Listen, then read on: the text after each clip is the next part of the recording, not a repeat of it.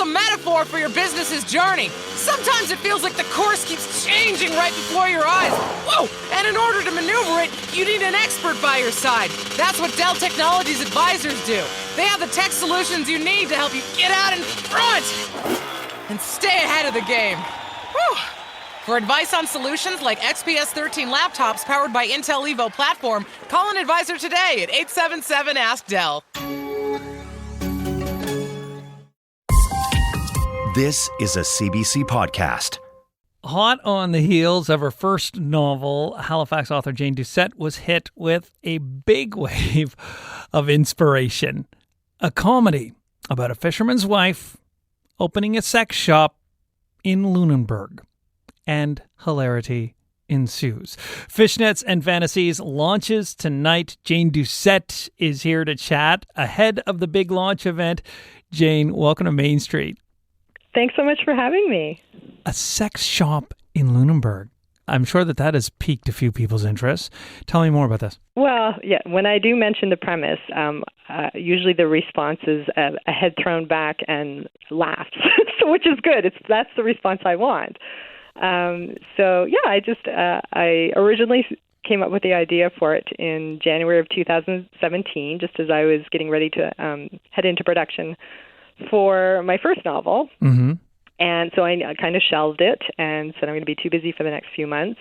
But I envisioned it as a TV series, and so I contacted a couple of screenwriters I know in the Halifax area and said, hey, I've got what I think is a great idea, but I'm not a screenwriter, so would you write it with me, or use me as a consultant? I'll feed you the ideas and we can work on it together. And they said, we're too busy with our own projects.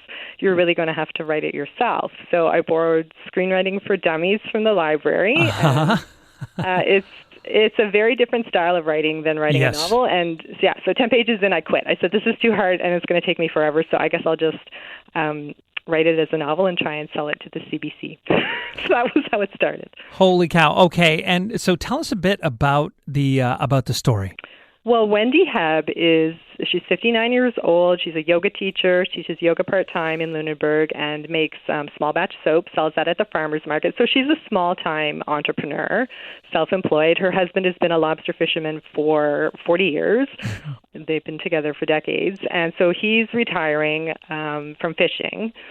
But they can't afford to actually retire because there's been, I won't spoil it, but there's been a financial crisis, and so they need to find a way to make money. And Wendy goes to see the play Pleasureville in Halifax with her daughter, who's a master's student. And that's about a millennial who opens a sex shop in a small fictional town. And the light bulb went on for her, and she said, you know what? That's what Lunenburg needs. And then she was just determined after that's what she was going to do. Now, do you have friends who live in Lunenburg who are down there who you've mentioned this plot to? No. I didn't know anyone in Lunenburg when I started writing, and I still know very few people. Why Lunenburg? Well, Lunenburg, because I live in Halifax, my husband and I, and it's an hour's drive away, so easy to get to. My husband and I got married a year and a half ago, and we've been together for 7 years. It was the first place we vacationed together as a couple, so it's a very special place for us. And also, I liked the contrast of UNESCO World Heritage Site, very small, population 2,300, mostly older adults. Yep. I don't think you can call them senior citizens anymore. They'll punch you in the eye. Yeah. But so I just like that contrast. And I think that's why the premise makes people laugh. They think, here? Really? Yeah, the fact that it's a UNESCO site and you cannot change a shingle on the face of any of those buildings without, 19 different levels of approval on the outside. But the fact that inside those quaint, beautiful, little brightly painted Lunenburg houses, within one of those structures, it's just this bawdry sex shop run by what did you call them? Older adults. By an older adult. 59, yes. Well, and I wouldn't call it bawdry. It's an upscale, classy shop, and that's Wendy's whole purpose. Is she wants a nice shop, and actually in the novel I address the the heritage designation and the fact that if you don't actually. the character, Booth King, who is circulating a petition to try and stop it from opening, is interviewed on CBC's Maritime Noon. And so I address all of those concerns in that interview. That's interesting that you brought that up about what's, as long as the outside doesn't change, what does it matter what's on the inside, especially if it's classy and on the walls are Lunenburg art for better for sale. It's just a perfect juxtaposition, like a beautiful photograph of the original Blue Nose above a shelf full of flavored lube. Yeah, there you go. Why not? And listen, because you have to populate this, the version of Lunenburg that lives in this book. Who did you model the people on? Can you just me? It's just me and you now. Okay. Anyone you know? No. Well, yes and no. Nobody in Lunenburg, because like I said, I don't know anyone. I interviewed 2 people in Lunenburg for research purposes. One was a waitress at the Grand Banker who was tremendously helpful because I've never waited tables before, and one of my characters does. And the other was the coordinator of this Lunenburg Senior Safety Academy. But other than that, I didn't know anyone. Okay. So I modeled them, actually, because I envisioned it as a TV series. I saw each character as a Canadian actor. So, for example, the mayor, her name is Mary Loans, and she, in my mind, was Mary Walsh, and the United Church minister is Kathy Young, and in my mind, she was Kathy Jones. So I did that with every single character, and I used all their real names, their real first names, so I could hear and see them in my mind. But I gave them all South Shore last names, so they're totally made up, those characters.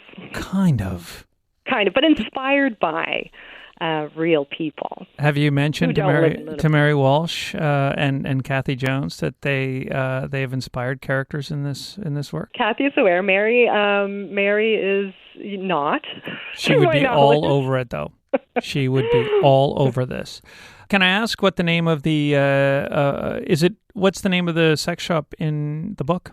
It's actually called Fishnets and Fantasies Adult Emporium because Wendy's husband is horrified by the whole idea and disapproves and really secretly, well, not so secretly, hopes that it doesn't come to be. And so he thought, having the word sex in the name would turn people off and they'd be embarrassed and afraid to come in. So they come up with her, she tries several different names and comes up with Adult Emporium after she reads the definition. He said, "What's an emporium?" So she reads it to him and he said, "Okay." What is the definition of emporium? It's a place that sells different types of merchandise. Like oddities. It's a retail. Right. So it was kind of an ambiguous definition that, he was comfortable with. Adult Emporium. I do like it. It's titillating, isn't it?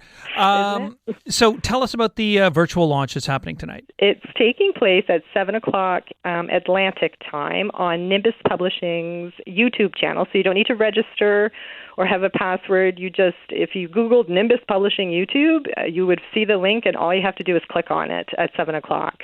And it's an hour long. Best-selling author Stephen Kimber is going to be doing a Q&A with me, and he was my favorite journalism professor at King's College about 1 million years ago, so that'll be a treat for me. And then Canadian actress Shauna MacDonald is going to do a reading, and she's from Antigonish originally. So I'm just going really to hear Shauna read and to say hi to Stephen. Fair enough. Jane, well, happy launch to you, and thank you for bringing us some joy and mirth at the tail end of this very long year and a bit. My pleasure, and thank you for having me. You bet. Jane Doucette is the author of the novel Fishnets and Fantasies, which launches tonight, and you can catch that virtual launch event at 7 p.m.